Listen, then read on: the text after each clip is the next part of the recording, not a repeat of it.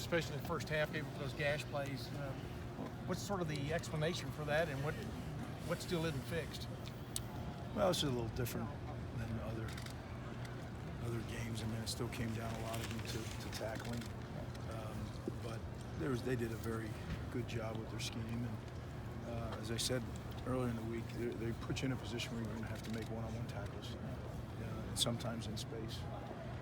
And they hit a few big shots in the air, which we've been pretty good with that at the corner position, and they got a few on us today. But the resiliency of these kids and the coaching staff and the whole operation is something that really, really special.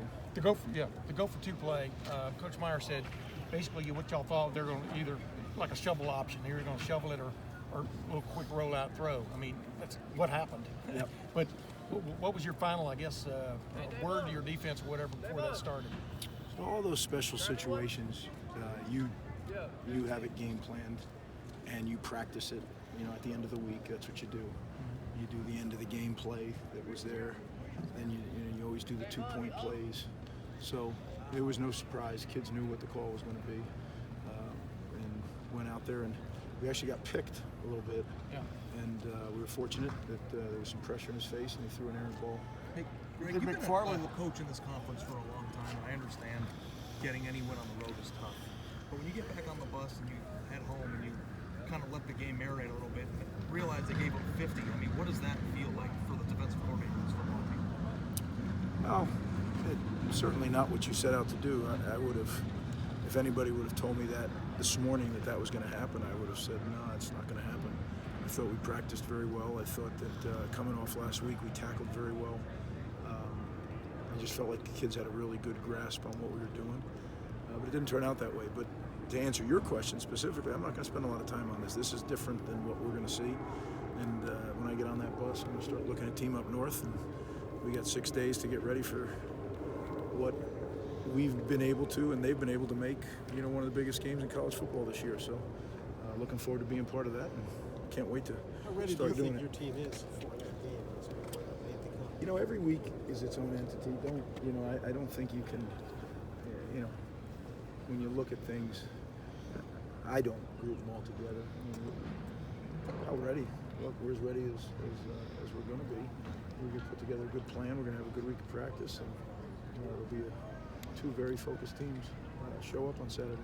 McFarland looked that good on us. Did McFarland look that good on the tape? I mean, he came in 7 yards of carry, but his burst, you knew he was that dangerous. Yeah, I thought he got to play more when guys got injured, and I said when I watched him on tape, I said he's really a good player. Yeah. And as I thought the backup quarterback was, he became a starter. So they have, as I said early in the week, they have a talented team. That wasn't coach speak. Right. We gave up some plays that normally I don't think we would give them up, but we did. So the thing that I take away from it is a bunch of guys that just kept swinging, believed in each other in all three phases. Some very unfortunate things. You stop them 7 plays on the goal line, they fumble forward and get a touchdown. But those things happen. That's why you play the game. But there was plenty of opportunities for this football team and the defense specifically to just say, it's not our day. Right. And they didn't do that. And that gives us a chance. On those big plays, Greg, were they doing something to cause confusion, those runs in the first half? No, I mean, their whole scheme is to create confusion. But, if you watch it, there's people there. So, I mean, there's a couple plays where we ran a couple blitzes, but not the ones that sting out in your head. And then the pass plays are one-on-one plays. And, can you play the coverages different? Can you play different coverages? Sure you can. At the end of the day, it doesn't matter the why. It's all falls on me and falls on our coaching staff because we have to get them ready to execute the techniques within the scheme that we employ for that week. And we didn't do a good enough job today, but that's college football. Our offense stepped up and really played phenomenal, and the kicking game made some big plays when we needed to. And it feels great to win the game, and now we got a great opportunity. What have you seen after 11 games? I can't imagine you're happy with the last ones right now. No, we've had some really good defensive play at times, but not consistent. And I've said that after the first quarter of the season. I said that at the midway. It's frustrating that we're not a consistent defense right now, but